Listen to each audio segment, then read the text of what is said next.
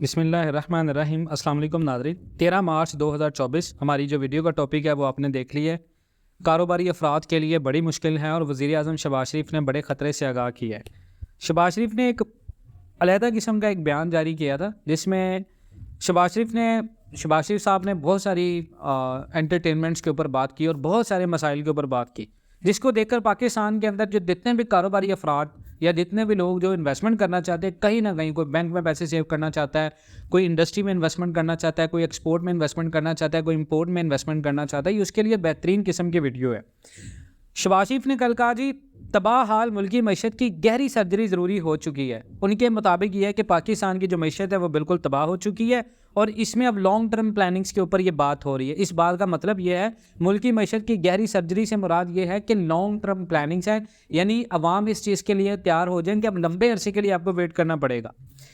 ان کے مطابق نئی حکومت کی ذمہ داری پاکستان کو بیرونی قرضوں کے بے تحاشا بوجھ، شدید مہنگائی اور روپے کی گرتی قدر سے نکالنا ہے۔ یعنی شہباز شریف یہ کلیم کر رہے ہیں کہ وہ پاکستان کی جو نئی حکومت بننے کے بعد ان کے اوپر جو ذمہ داری ہے یہ وہ پاکستان کا جو قرض ہے اس وقت $25 ارب تو ہم نے ابھی واپس کرنا ہے، اس کے ساتھ ساتھ جو ہمارے اوپر ٹوٹل قرض ہے وہ شہباز شریف صاحب اپنی محنت سے نیچے گرائیں گے اور اس کے بعد شدید مہنگائی کو کم کریں گے اور روپے کو ڈالر کے مقابلے میں مضبوط کر دیں گے۔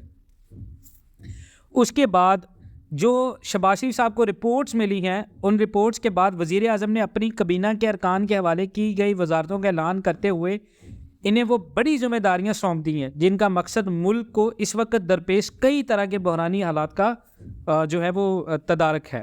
اب دیکھیں جی پاکستان کے اندر اگر آپ دیکھیں تو سب سے پہلی جو نئی انٹرٹینمنٹ ہوئی ہے کابینہ کے اندر وہ نئے وزیر خزانہ ہے۔ پاکستان کے نئی کابینہ میں وزیر خزانہ محمد اورنگزیب صاحب کو بنایا گیا ہے اور یہ ایک بڑے غیر سرکاری بینک کے سربراہ بھی رہ چکے ہیں اور عالمی معاملات سے بخوبی یہ بندہ واقف بھی ہے۔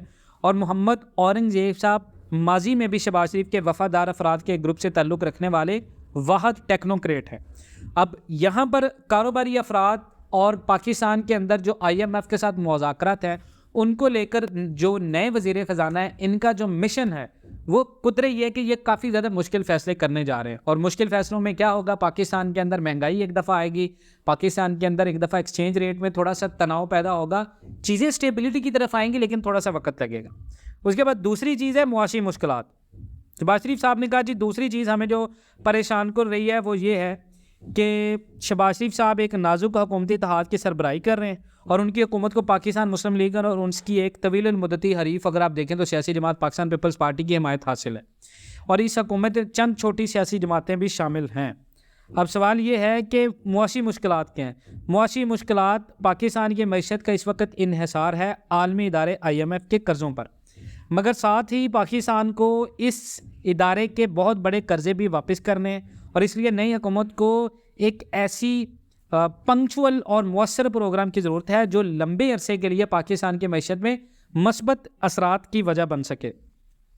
اب دیکھنا یہ ہے کیا یہ کاروباری افراد کے لیے بڑی مشکل ہے اور وزیر اعظم شہباز شریف نے جو خطروں سے آگاہ کیا ان کو نپٹنے سے شہباز شریف جو وزیر اعظم ہے پاکستان کے، جو انہوں نے ٹیکنوکریٹس اپنی کابینہ کے اندر شامل کیے ہیں، کیا وہ اس بوجھ کو برداشت کر پائیں گے؟